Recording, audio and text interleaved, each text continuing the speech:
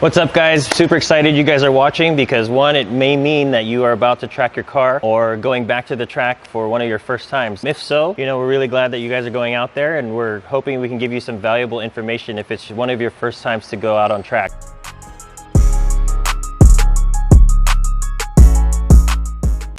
Oil. So we have a saying here at the shop, 90% of the race is being 110% prepared.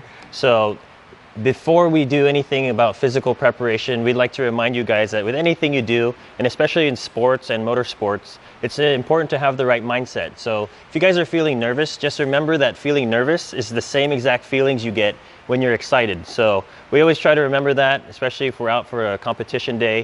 Make sure you're excited. To help with that, it's important to be 110% prepared. So before you go out there, you got to make sure that your car has been maintained, your brakes are in good condition, you've changed your oil at least, everything's tight and your car's ready to go, and you yourself are ready to go. And help yourself get ready, we suggest that you watch a couple of videos, because back in the day when I was first tracking the car, I started out with a 99 E36 M3. Not this one, but a Cosmos black one. I remember I was super nervous and there was no videos of, what line to take at the track. After the first track day, it was very easy, as long as you're prepared. So we're here today to help you guys get prepared and give you a few tips. So one of the most versatile things that you can bring and that we suggest is to bring an adjustable wrench. There's just a lot of things that you could do with this kind of a tool, and you never know what's going to happen on the track, and it being adjustable allows you to use it for a lot of different things. Next would be obviously just a Phillips and a flathead, and then a different set of pliers. So we like to have needle nose on deck, we like to have cutters on deck, and just a normal plier. And then in terms of every session, you're going to want to check your tires. So tire pressure is a big thing. So before you go out there, you have to make sure your tire pressures are at the correct PSI. When you're on track, obviously it's nothing like being on the road or in the canyons. The tires take a beating. So before you go out for your first session, the first thing you should do is check your tire pressures. Because tire pressure goes up when the tires get hot, you want to start them at a colder pressure. And having a tire pressure gauge is key for that. Depending on your tire, you're going to have to start at a different point. Usually we like to start around the 26, 27 PSI range for hot days. Sometimes we even go down to like sub 20s on a different set of tires, but that's mostly for 200 treadwear or semi-slick tires. Obviously, if you have, every tire pressure is going to be different. And that's something that we still play with and record every time we go to the track, because tires are a key thing. And moving on the tires is obviously you want to check the torque of your wheel studs or wheel lugs every time before you get on track. All the different heat cycles that happen throughout your track session, they could loosen the wheel bolts or the wheel lugs. So you want to have your torque wrench handy. Make sure you bring either a 17 or a 19 or whatever size your wheel lugs are using to secure it to the car. And then also too, one time, make sure you bring your wheel lock key. A lot of people forget that to check that one last wheel lock, or that one wheel lock on the wheel stud, you need to have a wheel lock key. So make sure you bring that. Also too, when you're tracking your car for the first time, you might notice that you're gonna be pushing the car obviously harder than you've ever pushed it before. And sometimes, especially with older cars, you're gonna wanna have an extra quart of oil with you. So now that you've got your car ready and yourself ready, the morning of the track day, you want to make sure that you arrive to the track very early. And when the first thing you want to do when you get there is not empty out your car or get anything ready. You want to go straight to registration and check in with the track organizers and make sure that your registration and your run group is confirmed. And that way you can get the schedule for the day. Most of the time, most track organizations will have the schedules posted or emailed to you the day before or a couple days before. So make sure you pay attention to those times and don't miss your sessions. After you've got all registered and make sure you've got your wristband, most track organizations throughout the country are going to require that your car has numbers. And that way all the flag workers and all the safety workers will know and can identify easily the car when you're out on track. And the best way to do that, if you don't have custom numbers or stickers, is to use masking tape.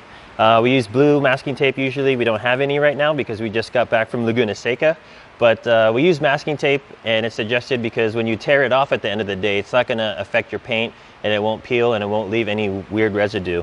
Once you've got your masking tape on and your numbers, next thing to do is make sure that your wheels are torqued to spec. That's why you need to bring your torque wrench. Make sure you have the right socket for your wheel bolts and lugs. So if you're out there, if it's your first time, we always suggest to sign up for instruction. Most track organizations will have instructors ready for you, but if you don't do that, you know, everybody out there is there to have a good time and they're very helpful. Before your session starts, there's going to be a driver's meeting. Make sure you don't miss that. There's a lot of good information about how the flags work, how the procedures for pointing people by and letting people pass or making a pass, and where you're allowed to do it.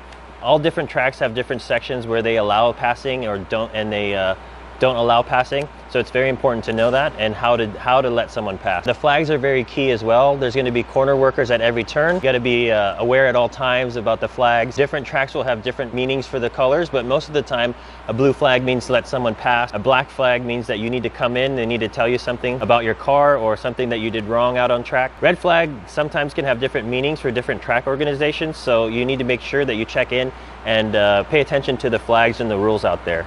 Once you guys are actually out on track, you know, it's going to be very exciting. What we suggest to our first-time track drivers and our students is to always be aware of your surroundings. You know, the mirrors are your friend.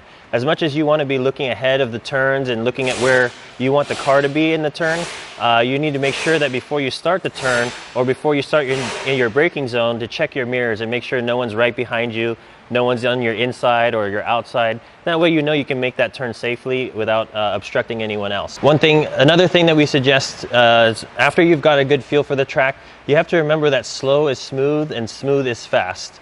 That's the key to being fast on the track, and making sure that you're not out there to break a lap record or, you know, push your car beyond its limits or push yourself beyond your limits. Remember, when you're almost done with your session, it's very, very important that on your last lap or after the checker's dropped, you want to not just pull straight off the track, but also do one more cool down lap, which is basically a lap in which you're going very slow, you're not pushing your tires, and especially cooling off your brakes and cooling off the car and the engine.